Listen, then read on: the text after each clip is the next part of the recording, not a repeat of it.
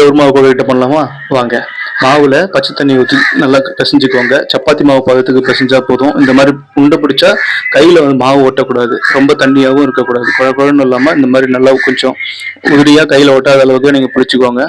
பிடிச்சதுக்கு அப்புறம் நல்லா பிசைஞ்சதுக்கு அப்புறம் இந்த மாதிரி கையால நீங்க வந்து பிடிச்சு பிடிச்சு தனியா ஒரு தட்டுல வச்சுக்கோங்க.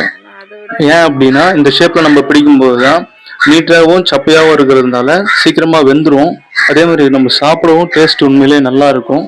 ஸோ நம்மளுக்கு 2 பெனிஃபிட்டும் அதில் கிடைக்கும். இதே போல் வந்து எல்லாத்தையும் பிடிச்சி வச்சுக்கலாம். மொத்தமாகவே இதே போல் பிடிச்சி பழகிக்குவாங்க.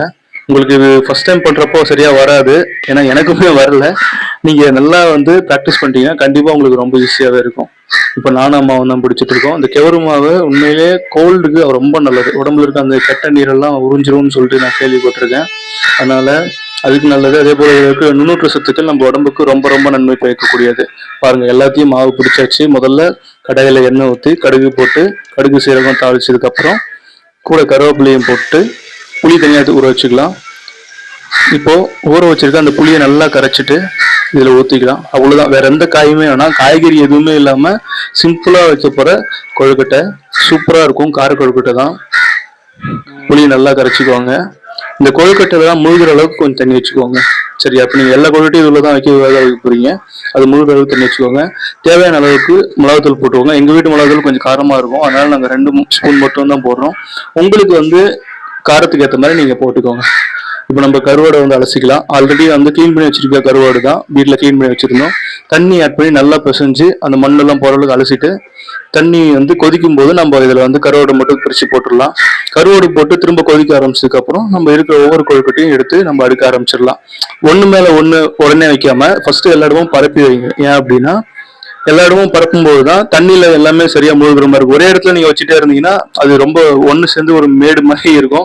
அதனால சில கொழுக்கட்டைகள் வேகாம போக சான்ஸ் இருக்கு. இந்த மாதிரி எல்லா பக்கமும் எங்கெங்கெல்லாம் நம்ம வைக்கல நம்மளுக்கு தெரியுமோ அந்த இடத்துல எல்லாம் கொழுக்கட்டையை வச்சு நல்லா வந்து வேகிறதுக்கு ஏற்ற மாதிரி அதுக்கான ஒரு சுச்சுவேஷன் நம்ம வந்து கிரியேட் பண்ண வேண்டியிருக்கு. கொதிக்கும் போது மட்டும்தான் கொழுக்கட்டையை போடணும். முக்கியமான விஷயம், தண்ணி இந்த மாதிரி குழம்பு கொதிக்கிறதுக்கு முன்னாடி நீங்க கொழுக்கட்டை போட்டுறக்கூடாது. அப்படி போட்டீங்கன்னா கொழுக்கட்டை கரைஞ்சிரும். சூடா இருக்கும்போது கரையாது. சரியா? இப்போ வச்சதுக்கு அப்புறம் இப்போ மூடி வச்சிடலாம். நல்லா ஒரு 10 நிமிஷம் கொதிக்கட்டும். பாருங்க, மேல் பக்கம் எல்லாமே வந்துருச்சு.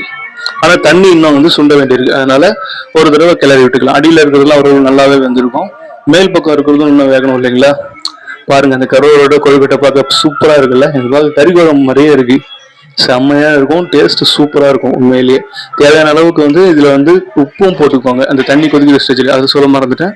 உப்பு நீங்க வந்து அதை ஆட் பண்ணிக்கோங்க. சரியா?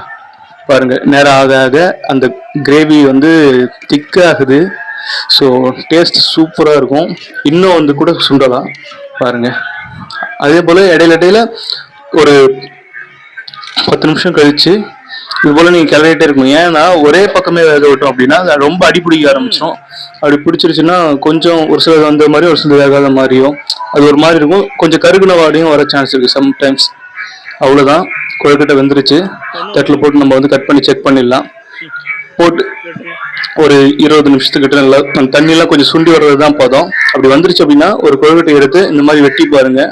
வெட்டும்போது உள்பக்கம் அந்த மாவு பச்சை கலர்ல, இப்ப நம்ம மாவு பிசைஞ்சப்போ ஒரு நிறம் இருந்துச்சு இல்லைங்களா, அந்த மாதிரி இல்லாம நல்லா திக்கா டார்க்கா ஒரு ரெட்டிஷ் கலர்ல வந்துருச்சு அப்படின்னா கொழுக்கட்டை வெந்துருச்சுன்னு அர்த்தம். அவ்வளவுதான், கொழுக்கட்டை இறக்கிடலாம். இப்போ இதுதான் மெயின் விஷயம். என்னன்னா, நாங்க தொடப்பு குச்சியால தான் கொழுக்கட்டை வந்து சாப்பிடுவோம். அதாவது தென்னந்தொடப்பத்தோட இந்த ஈர்க்குன்னு சொல்லுவாங்க. இதுதான், இதை வந்து உடைச்சு கழுவிட்டு அதுக்கப்புறம் நம்ம கொழுக்கட்டையில குத்தி சாப்பிடலாம். நம்ம ஒரு சாப்ஸ்டிக். இதுதான் செம்ம டேஸ்டா இருக்கு.